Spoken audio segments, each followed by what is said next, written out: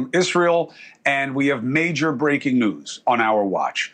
The war in the Middle East is expanding. I know our president in America has said, we won. That is his right to say. That is his political argument to make. But here, in Iran and in Lebanon, everything is expanding. Just moments ago, Hezbollah launched a massive attack on northern and central Israel in coordination with the IRGC, the military branch of the Iranian regime. Hezbollah reportedly fired 150 missiles into the area that we were in a single barrage. Israel is bracing for even more attacks tonight. It has been a little noisy, nothing really out of the ordinary to this point, to be honest. We'll see what happens on our watch. We were there today because it is the front line and it feels very different than where we were a year ago. How so? Then they evacuated in northern Israel. Then Hezbollah ran away. Now they refuse to evacuate in Israel. Now Hezbollah is running toward the border. That is a recipe for more conflict and a lot more death. Thank you. And these are all the latest developments. Overnight, Hezbollah launched more than 100 rockets at northern Israel in a massive barrage in what officials say was a coordinated attack with Iran. Sirens sounded across the north as projectiles struck multiple areas, including a direct hit on a home in the Upper Galilee. 5 people were injured, mostly from shock and flying debris. Emergency crews from Magen David Adom, United Hatzalah, and fire and rescue services were deployed across the region to treat the wounded, extinguish fires, and search for additional damage. The IDF says Hezbollah fired the rockets from southern Lebanon. The same time, Iranian projectiles triggered sirens in parts of central Israel and Judea and Samaria. Israeli officials say the military is now preparing for a possible expansion of attacks by both Hezbollah and Iran as tensions continue to escalate on multiple fronts. And in response, the Israeli military resumed intensive and ongoing airstrikes on Hezbollah targets in Beirut's southern suburbs, including the group's stronghold in the ضحايا. The IDF continues to strike Hezbollah terror infrastructure in Beirut with intense waves of attacks from the air and the sea. Among the targets struck terror infrastructure, weapons storage sites, Central Command headquarters, and the Air Force headquarters of the Iranian Revolutionary Guard in Beirut. So far, about 70 terror targets have been struck in the Beirut area alone, including approximately 50 high-rise buildings used by Hezbollah for terror activities. Several key operatives were also eliminated. Hezbollah placed its terror infrastructure in the heart of Beirut, under the cover of the civilian population, and over the past week, the IDF ordered the evacuation of residents from most of the ضحايا district in order to protect their safety. They also struck storage and production sites for ready-to-launch ballistic missiles, including missiles intended to target Israeli aircraft operating over Iran. And at the same time, Israel targeted internal security forces, including besieged bases and the headquarters of Iran's intelligence ministry, the regime's primary domestic surveillance and repression agency. Iran's semi-official media reports several besieged and security personnel were killed at checkpoints in northern and southern Tehran. The IDF said few days, and especially in the last few hours, Israel is receiving fire from Iran and Hezbollah in Lebanon. The attempt to spread the fire to many areas in the country is a direct response to the widespread and deep damage and the pressure we are putting on them. And this pressure is increasing day by day. We are attacking Hezbollah and Iran all the time. It is important to emphasize that they only listen to the leadership of the Eastern Command. The IDF is working on a strong defense and will do everything necessary to defend the citizens of Israel. I say from here to all our enemies, whoever tries to harm us will pay a heavy price. Citizens of Israel, it is important for me to tell you that we are aware of the great difficulty that lies in the rapid entry to the protected areas and the prolonged stay in them. This is a very challenging reality, especially for families, children, and adults. We are facing a murderous terrorist regime and a series of threats and capabilities that have been built up over decades. Such a series of threats is bound to continue over time. I would like to briefly update you on the IDF's main activities in Iran and Lebanon over the past few days. In Iran, aircraft carried out 60 attacks during the day and hit dozens of terrorist targets of the regime. This week we hit the Talakan site, which the regime uses to promote its nuclear weapons program. This is a site where the regime developed nuclear weapons and conducted experiments. We hit this site in 2024, and since then we have been aware that the regime is trying to fix it, so we hit it again. We are deepening the regime's ability to advance over the acquisition of nuclear weapons. In Lebanon, we carried out a series of attacks on a number of high-rise buildings in the heart of Beirut. These buildings, including Hezbollah, were used to plan and promote terrorist attacks. In fact, they turned them into terrorist sites in the hearts of the civilian population. One of the main terrorist sites we attacked was the air base of the Beirut Revolutionary Guards. The air base was used to carry out terrorist operations by the regime's air force through its missions in Lebanon. As part of the attacks, we are continuing to strengthen our defense in the northern border. This morning, the Chief of Staff ordered to increase the offensive effort in the Northern Command and to move the Golan Brigade from the Southern Command to operate in the Northern region. Both in the Southern Command and in the Central Command, our forces are continuing to act at all times in order to prevent terrorism and to maintain the security of Israel. Citizens of Israel, I want to emphasize again that no matter the difficulties and challenges, it is important that you continue to follow the instructions of the Northern Command. The past few days have taught us how much these instructions save lives. I want to appeal to the children of Israel and their parents. I know that the past few days are complicated for you and full of uncertainty. I promise you that we will fight for a safer future for all of us. I will continue to support you in your development as long as it is necessary. You say that there is no change in the instructions of the Northern Command, but is it in any case about firing in a higher intensity than what we have experienced in the past few days and nights, even if it is not an extraordinary event that we have not seen in the past? And another question for you. President Trump says today that the war will end soon and the goals will be completed. Is this true? And how do we know that this time the nuclear threat and the missile threat against Israel were really destroyed? First of all, let me start by saying that there is a change in the instructions of the Northern Command. In the last minutes or in the last half hour, there is a change in the instructions of the Northern Command in the northern region. Listen to these instructions. We are firing at the terrorists from the north. Hezbollah and Iran have also fired recently. And we are firing at our air defense systems, the best in the world, as a result of the destruction of our missiles from these aircraft. We are firing at the air defense systems, and we are attacking Hezbollah all the time, and also in Iran. And we will continue to attack them for every mistake they will make, as I said before. Regarding the second question, we as an army are ready to extend the campaign as much as necessary. We came out with a well-organized plan to prevent a survival threat. We have a well-organized plan. We are deepening the attack, and we will continue to deepen it until the threat is removed. But is it true that the goals were fulfilled, as the American president said? Listen, I do not want to refer to one statement or another. I will say it again. We as an army have a wide range of goals. The goal is to destroy the foundations of this regime, the terrorist regime, and we will continue to attack it. It is too late. We have a long plan. Hadass Greenberg, Cana 11. Will the heavy missiles and the combined ones be able to overcome in the coming hours? Are there any other areas that are expected to join the event? What do you mean by additional areas? First of all, no. There is nothing we do not know. We are full of experience. We are firing from Iran. We are firing from the north. The residents of the north are already being attacked. Our population is slowly declining. They are irresponsible and old. This is the best foundation for their defense.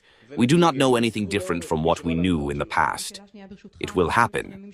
We are already preparing several days for such or other confrontation. and I advise not to listen to the propaganda of these terrorist organizations that are trying to threaten and intimidate the residents of Israel. There will be a confrontation, Yari. We will respond quickly and attack them before and after, and we will defend ourselves. There is an urgent command to listen to his instructions. Where is the IDF today in terms of the goals set by the State Department for this operation? We have been explaining in the last 12 days. We are working according to an organized plan, and we are deepening every day so that it will not be heard only as deepening. We are firing Karaka missiles. We have already said that we have hit more than 60% of Karaka missiles. We have also hit the Iranian embassies. We have hit their embassies. We have hit the air defense systems. More than 80% of the air defense systems have already been damaged. We have hit the regime in a wide range. On Shabbat, almost 2 weeks ago, we surprised Iran. We attacked the leader. We attacked all the heads of the ministries. It's like Shabbat and Mossad together. We have also hit the heads of another meeting, almost simultaneously, which hit most of the heads of the security services, the chief of staff, and more. We saw today's election. By the way, today, a number of days ago, they are trying to go to the election without success. And we are continuing to deepen all these elements of the attack. The regime is already angry, and we will continue to hurt it. For us, this is an existential threat, not a slogan, and we will continue with it. Arik al-Malai, 24. How close is the Redouan force to the northern border, and did the IDF try to prevent its presence on the border? We have been attacking Hezbollah deeply for almost over 2 years. Since the northern exit operation, we have attacked it in a very strong way. The Redouan force has deepened along the border towns. The villages were really its bases. We attacked and destroyed them. There is no living soul there today. It is a terrorist organization. It uses terrorist methods to try to organize and reach our communities. The IDF is long before the communities. The IDF is also in strong positions, in strong and leading defense, in the face of our residents, in order to be a barrier between any threat and our residents. How did Hezbollah reach a situation in which tens of people were killed after we said that it was complex and weak? I don't know about complex and weak. We don't use terms. In practice, we have hit it significantly. Hezbollah is a weak organization today, certainly compared to what it was before the start of the war. We have hit its leadership. We are hurting it all the time. By the way, over the past few months, we have not stopped attacking it. Hezbollah is under pressure today. It works for its Iranian master. It works against the Lebanese interest. It not only defends Lebanon, it shows Lebanon. We see the statements of the heads of state in Lebanon. It attacks the state of Lebanon. Over 1 million residents fled their homes in Lebanon. Between 600,000 and 700,000 from southern Lebanon. The number is similar to that of the Dachshund in Beirut. It attacks Lebanon, and we will continue to attack it until its hair falls off. We have said several times that we will insist on the request of Hezbollah until its hair falls off, and we will continue to live with it until it happens, even if it happens over time. First of all, keep an eye on the ball. We have a war with Iran. We are attacking Iran in a very strong way all the time, and what Hezbollah is trying to do is to make money for Lebanon. We have the ability. We have been trained for this. We are operating according to a planned plan in Lebanon. We have been trained for the intervention of Hezbollah. We have been trained in the civil war, and we have acted in response. We have attacked it, and we will continue to attack it. The activity in Lebanon is an activity. We are deepening the defense of our residents. It is an activity in a safe space. Today, the Chief of Staff went to the northern Golan Heights. We have acted deeply. Article 36 was entered. We have published it to a large extent. We have a number of ways to deepen the attack on Hezbollah and to deepen the defense of our residents. Gal, this is exactly why we went out to this campaign. To prevent the reality of going around in circles again and again. Yaron Kelavi in June, in order to prevent a real existential threat, in order to significantly disrupt the nuclear program, in order to damage its missiles program, reach the number of 2,500, and he wanted to reach 8,000. From our point of view, this is an existential threat, no less than a nuclear weapon.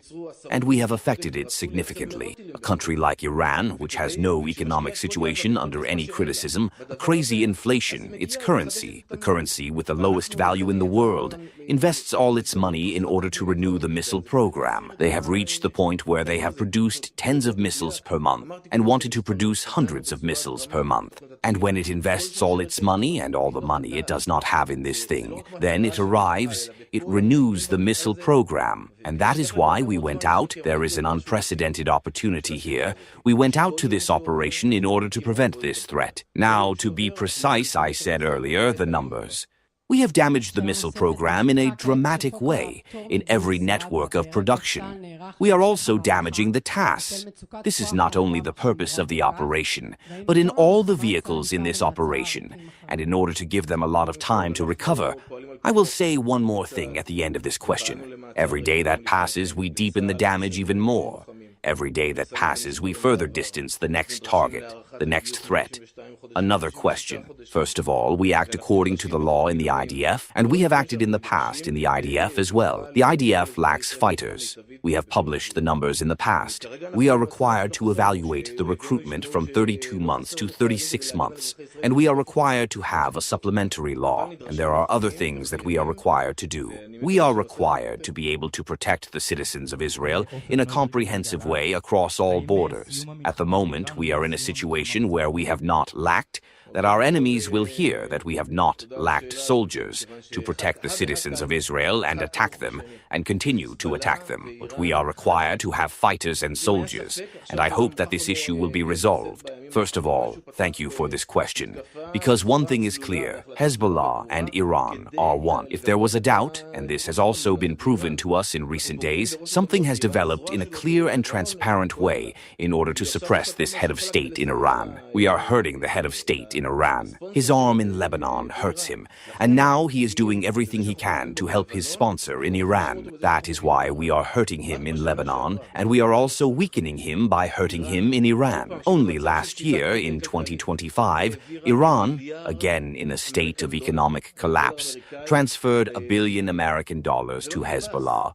This has not been suppressed, and that is why they are in need of each other. We are hurting them both in the head, in the arm, and in this arm, and we will continue to hurt them. Another question for you. What is the situation of Khamenei, the son of Moshtaba? As far as you know, I am not aware of his health condition. I will only say that we have hurt his father, Ali Khamenei, the head of the terrorist organization, who is also the head of the military organizations who called for the destruction of Israel time and again, and also worked to put an end to it. I said it, and I mean it. Simply put, Khamenei, his blood, the blood of October 7th, he killed Israeli soldiers, he killed citizens, dozens, if not hundreds of terrorists, and by the way, not only against Israelis, but also against Americans in Lebanon and around the world. This is a terrorist regime, and anyone who points a finger at the citizens of Israel, anyone who threatens us, first of all, we will be hurt. And did the son get hurt in the recent protests? Listen, I cannot confirm this. I will say that anyone who points a finger at Israel, anyone who threatens Israel, the terrorist regime announced that it chose him as its leader. We will be hurt. To the extent that he threatens Israel, he is a target for us. Certainly. Thank you very much.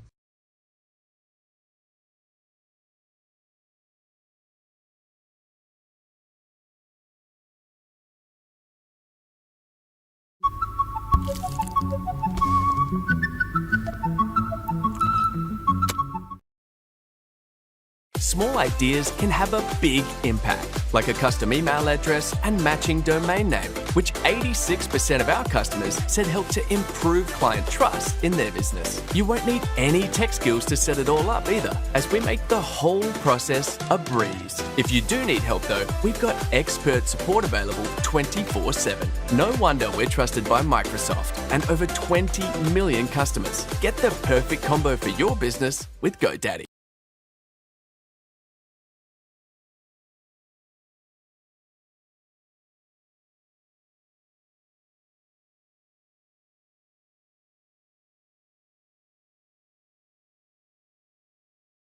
So friends, here comes one heck of an Epstein Files update. We know that state law enforcement authorities in New Mexico are now investigating Jeffrey Epstein's Zorro Ranch in the state of New Mexico. That is the scene of allegations of horrific crimes by Epstein, Maxwell, and others. And it's good that the New Mexico law enforcement authorities are investigating. Indeed, virtually as we speak, they are searching that property. But the curiosity is, why wasn't the Zorro Ranch searched by law enforcement authorities when they searched his home in New York, when they searched his home in Florida, when they searched his home on his infamous island?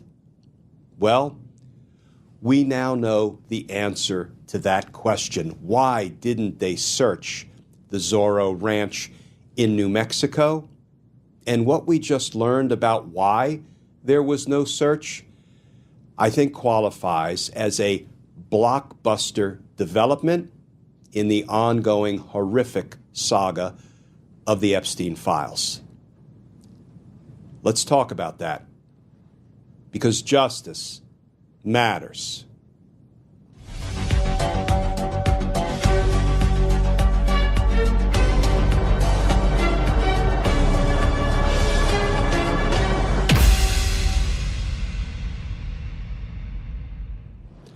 Hey all, Glenn Kirshner here.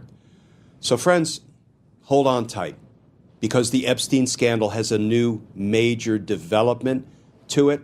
And please stick with me, because it's going to take me a minute or two to lay this one out. I want to start with the new reporting. This from CNN. Headline: New Mexico authorities search Zorro Ranch, formerly owned by Epstein. And that article begins: authorities in New Mexico launched a search this week of a sprawling ranch formerly owned by convicted sex offender Jeffrey Epstein, which has come under renewed interest after allegations surrounding the estate were included in files recently released by the U.S. Justice Department. The New Mexico Department of Justice announced the Monday morning search of the property known as Zorro Ranch in a brief statement posted to its website. It's part of the criminal investigation announced by state authorities, New Mexico state authorities, last month into allegations of illegal activity surrounding the ranch at the time Epstein, who died in 2019, owned it.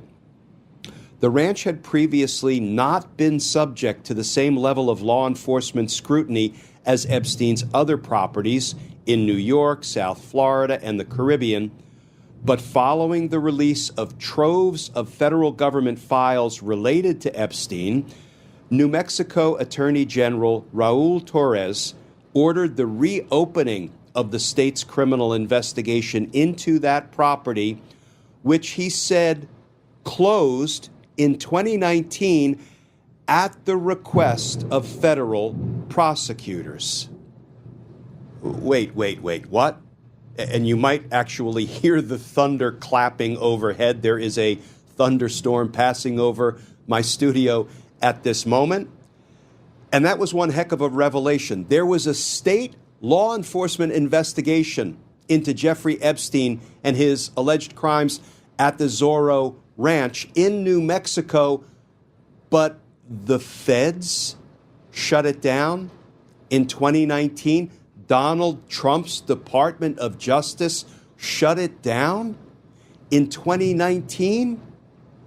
Okay, well, wait a minute. This was reported by CNN, so, maybe there will be an allegation that this is fake news. Well, here is what Republican James Comer, the chairman of the House Committee on Oversight and Accountability investigating the Epstein files, just had to say to Fox News. Sounds pretty sick if what's been said about it's true. What are you hearing? Well, I'm glad that the New Mexico authorities are going there and searching that property. I know that if no one searches the property, whenever this investigation is finally concluded, people are always going to have questions about whether or not there were deaths there, whether or not there were mysterious surgeries and things like that happening on the ranch. I don't know.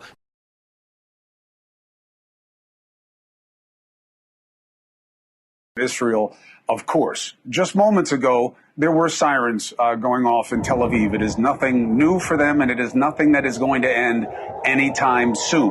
The only question is, are these rockets or other munitions coming from Hezbollah, which has absolutely created a second front in this now, which I'll tell you about tonight, and we'll be trying to travel into there as soon as we can. The second question is, or is it Iran sending ballistic missiles, which are a very different proposition of damage and a test of the Iron Dome and of the resolve? So the focus and what you're hearing about much less is what's happening in the north of Israel, southern Lebanon. Israel just launched strikes inside Lebanon as close to Beirut. Okay, so this is going on Beirut, this is going on southern Lebanon, this is going on Iran. Why? Because once things start, hostilities are not easy to stop. Israel has ordered evacuations in southern Lebanon and in parts of Beirut, calling hundreds of thousands to have to be moved, and that could prolong humanitarian crises. Israel is launching hundreds of airstrikes against Hezbollah, a terrorist organization that was supposed to be disarming as part of a deal. Now it is ratcheting it up, and they're going after yet another group of terrorist leaders. They've been conducting ground operations inside the country, all right? Hezbollah is responding, and they initiated. Why? Because Iran was attacked by the United States and Israel, and this is what they do. When will it end?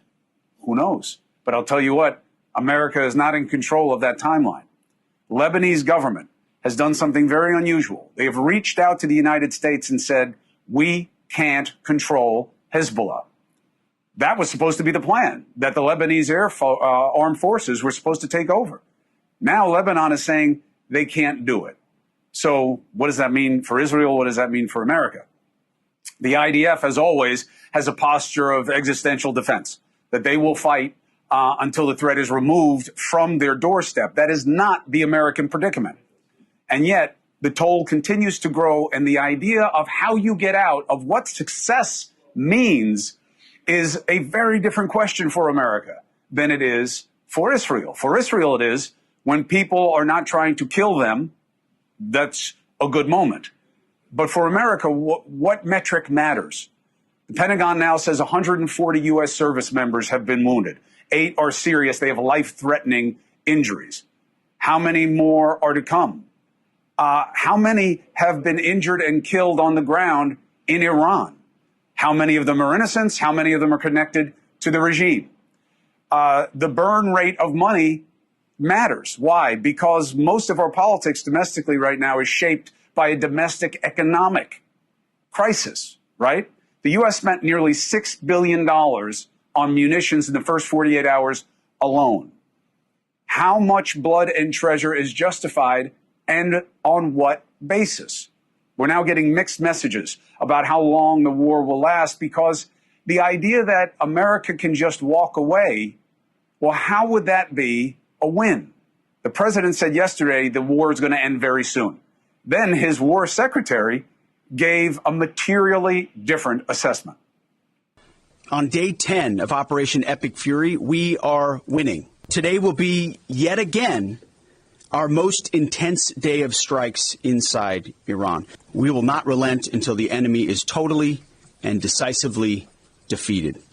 But we do so on our timeline and at our choosing. The president has set a very specific mission to accomplish, and our job is to unrelentingly deliver that. Now, he gets to control the throttle. He's the one deciding, he's the one elected on behalf of the American people when we're achieving those particular objectives. Watch what happens when a 50-year-old man blocks DHT natural. What is that specific goal? What is this change in messaging? Is it because Iran has said they don't want it to end? They don't want to negotiate.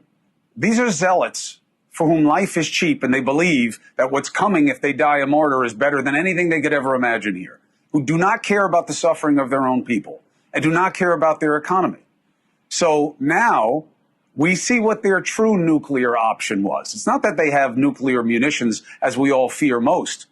It's that they can strangle the world's supply of oil in the Strait of Hormuz. They are mining it with little boats, okay? this is what they've always done. 20% of the world's oil transits through the Strait. America does not control the prices for gasoline inside America. It is a world market. Before the war, over 100 ships passed through the Strait every day. Traffic is all but to a standstill. Oh, America will escort them through. Is that feasible? Is it even legal? What would happen if we were to get hit? Oh, their Navy is degraded. These boats are not part of their Navy. They're small craft that can launch drones and other munitions that can do plenty of damage. Right now, there are dozens of tankers stuck in the Strait. The president said, remove the mines or else.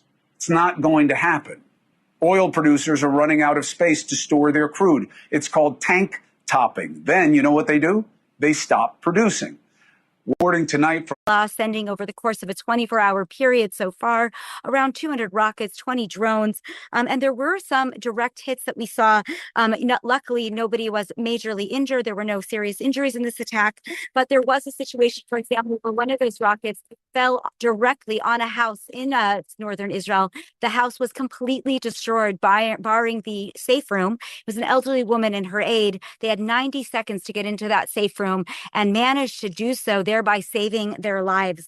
Magen David Adom also talked about treating two other people, a woman in around 35, a man in his 50s, with some more mild injuries throughout the night.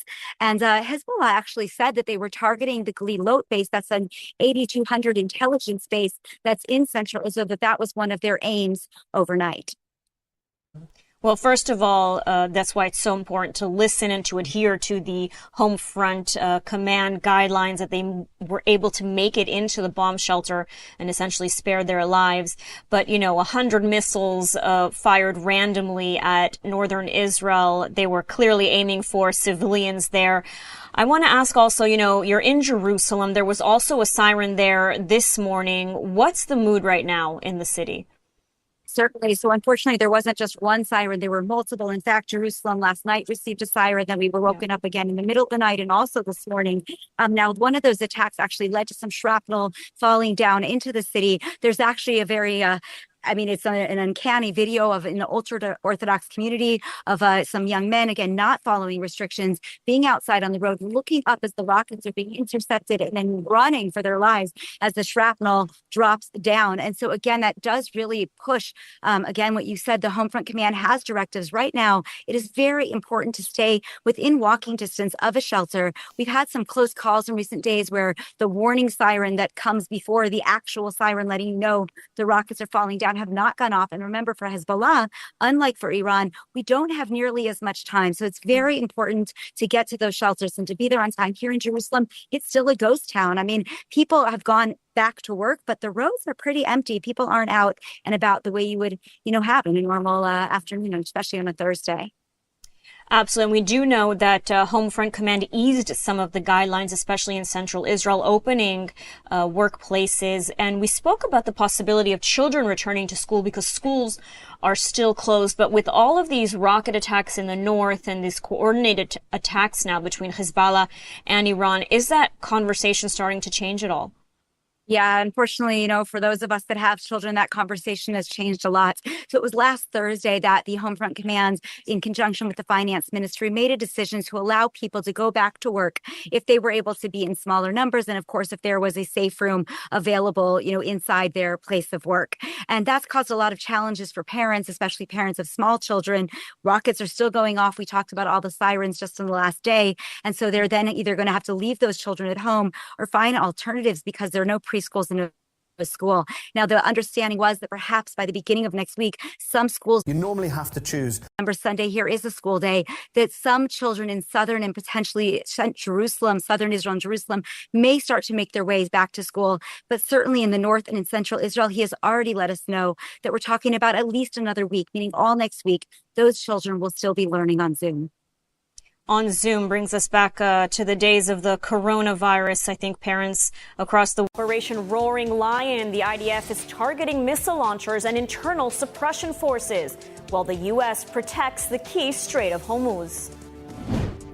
And not just Iran, the IDF continues airstrikes against Iranian proxy Hezbollah in Lebanon. And meanwhile, in Israel, sirens send residents in central and northern Israel to shelters multiple times overnight.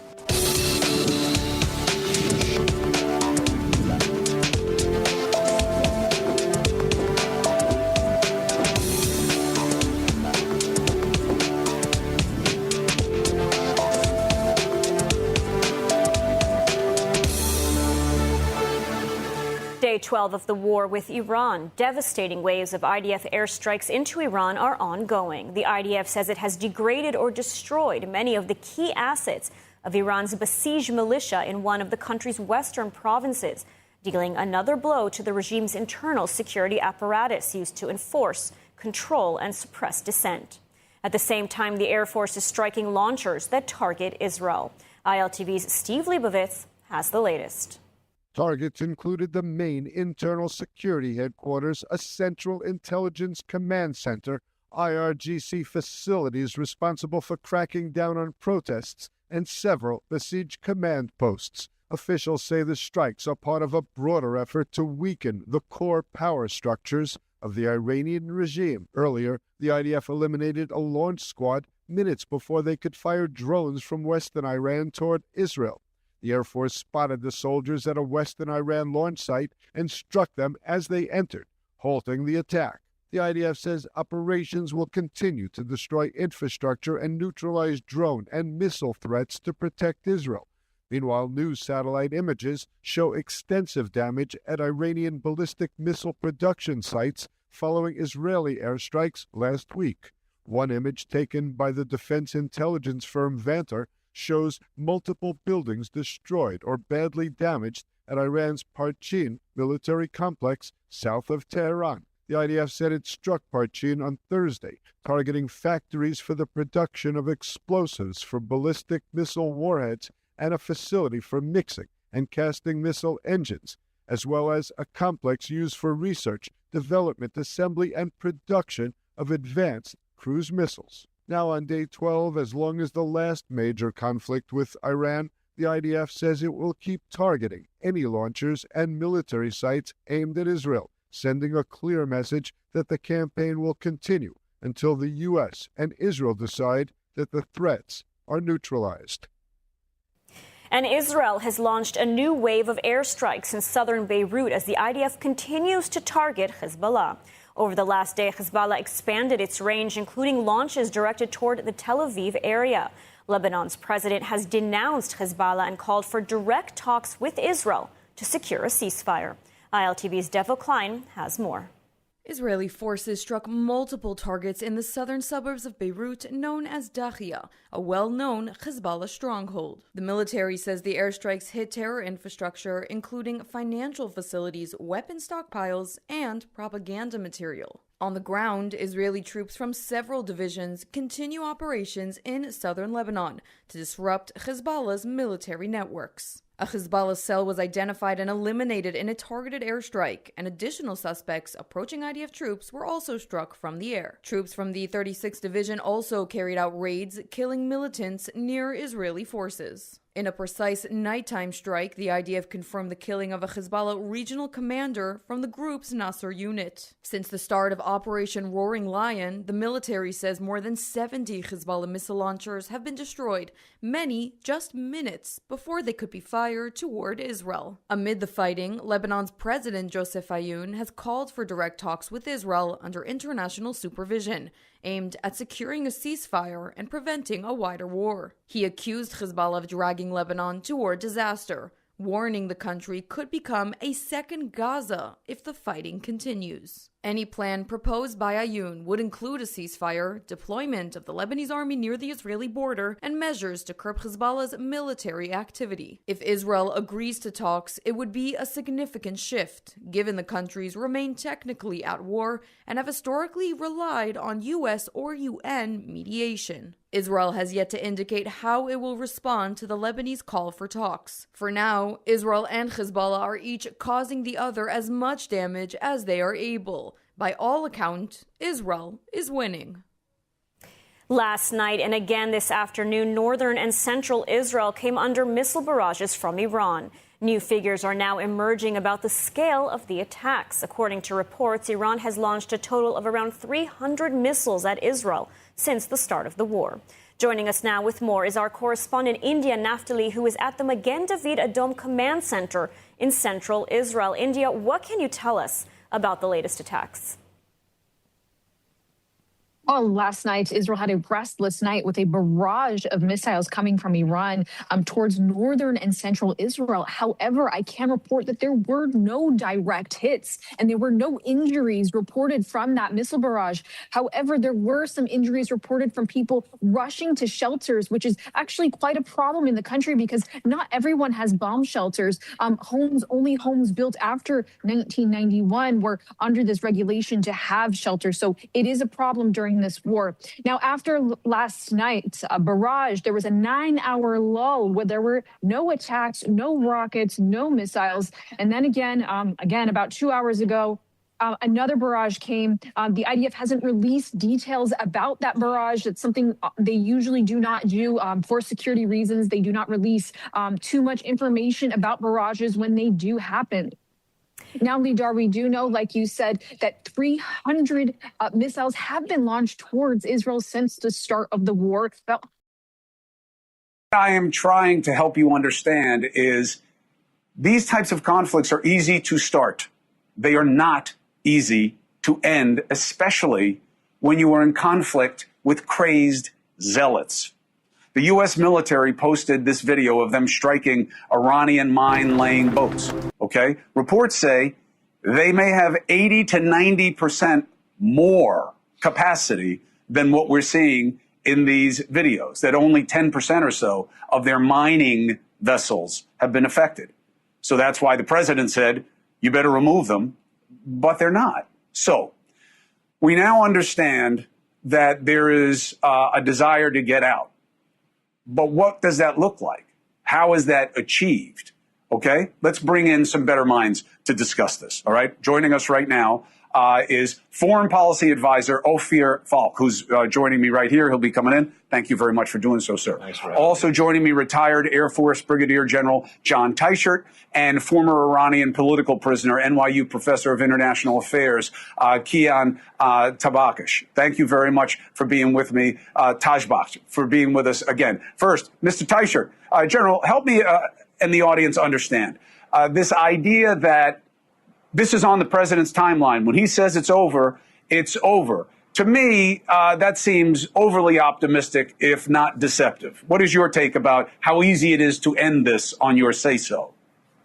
Chris, I think the press conferences at the Pentagon and the White House give us a little bit of clue of what's going on in the mind of the president. First of all, in both of those press conferences, they discussed the idea we're now prioritizing on striking industrial capacity, military-related industrial capacity. And I think the president sees doing that as an opportunity, absent regime change, to have a long-term impact on the ability of Iran to reconstitute and threaten. And then something that came out of the White House press conference that I found very interesting was a new twist on the definition of unconditional surrender. Not the regime saying that they surrender, but de facto not having the capability to defend or to threaten. And that is a new definition of unconditional surrender. And I think those give us a clue on the president's desired off-ramp to get this done and declare victory in a week or two. So the idea that the president will be able to declare victory in a week or two, it seems to be a very naive assessment of what we're exactly fighting. I remember during the early war on terror for America after 9/11, there was this turn of we're fighting the Taliban, we're fighting al-Qaeda. No, it turns out we're fighting an idea. And how difficult is it to just say, okay, we're going to stop now, and this is victory? Right, so I don't think the president is naive at all, and I think the objective is actually pretty clear. There's no daylight between Israel and the U.S. on this. It's an epic tag team between the president and the prime minister, and our objective is to remove the existential threat posed by the Ayatollah regime. The best way of doing that is removing the Ayatollah regime. Another way of doing that... The president says he is not interested in regime change. I didn't say regime change. I did not say regime change. So what's the difference? One way is to remove the Ayatollah regime and and create the conditions, which is what we're doing right now. We're creating the conditions for the Iranian people to take their destiny in their own hands. At the same time, we're degrading their military capabilities to the ground. We're hitting them every day harder and harder. They've never been hit so hard ever before. And we're going to continue to hit them as hard as we can until there is, as the president said, unconditional surrender. Now, either they surrender or they can't say they surrender, but we're going to degrade them until they can't pose a threat to Israel or to the world anymore. Now, you got to understand, for 47 years, they've been saying death. It hasn't started yesterday. Mm-hmm. For 47 years, they've been saying death to America, death to America, death to Israel, and have acted upon that. They've taken American hostages in the embassy in 79. They killed 241 Marines. 1983. Right, in Beirut. They've killed thousands of Americans. They've tried to murder the president twice. They shot at our prime minister. They've killed thousands of Israelis and thousands of innocent people throughout the world. So this thing has to stop. And it's stopping now. And we're fighting this war not only for us, but for our kids and for our grandkids. Help people deal with something that is absolutely bubbling up in America. There is a perspective of, I totally get what you're saying for you. If I lived in Israel, this can't end until these guys are gone. They're right here. They're trying to kill me all the time, and they've got a lot of bad friends right in my neighborhood. Look what's happening on the northern border now for Israel. This is all about Iran with Hezbollah, and it's now a second front in the war. Americans aren't feeling it, that we're doing this for you in their mind. We are doing this for Israel to help you be more safe. These guys can't mess with us. Not where they are. They've never gotten a hand on us, and now we just kicked the hornet's nest with a president who promised he wouldn't do the same mistakes of the past. And here we are in repeat mode. Is that an unfair analysis? Yeah, I think that's an unfair analysis because I think the president gets it. He gets it. If we don't remove the Ayatollah regime threat now, it's going to be kicked down the road to our kids and our grandkids. And look at what they're doing today. They're blackmailing the world with oil. What would you think they would do if they could blackmail the world with nukes? What do you think would happen then? So then you have to remove the regime. We have to remove the threat. And that's exactly what we're doing. We're removing the threat that they won't be able to blackmail you anymore with oil. They won't be able to produce ballistic missiles that will reach New York and Washington and LA, because that's what they were doing. That's what they were planning on doing. And that's what we are degrading. That's what we're doing right now. Right, I get it, but if they're still there, okay, right, they come back. Right, eventually they'll come back. That's what happened. You guys spent the 12 days. You said, by the way, this isn't over. This isn't enough. But it was enough for America at that time. So it ends. We're told their nuclear program is obliterated. Clearly it wasn't. If you do not change the regime and take an active hand in creating something else in Iran, which I think the American people have almost no appetite for, aren't you just asking for more of this? How do you remove the threat of the Ayatollah but not the regime? Right. Again, the best way of removing the threat that they pose is to remove the regime. That's the best way. And we are creating the conditions for the Iranian people to change the regime. It's the end of the day, it's up to the Iranian people to take their destiny in their own hands. And we've never been closer. This is like a once-in-a-lifetime opportunity for the Iranian people to do the right thing. We are clobbering the Ayatollahs. And we took out one of the Ayatollah, and I'm sure the Iranian people don't want to replace one Ayatollah with another Ayatollah. But didn't they with put his son in there? The people didn't. And I don't think they want that. Over 80% of the Iranian people do not want this Ayatollah regime. And I think they'll take their destiny in their own hands. But at any rate, we will make sure that they won't pose a threat to us. And not to the American people. I think the American people understand that. I get it.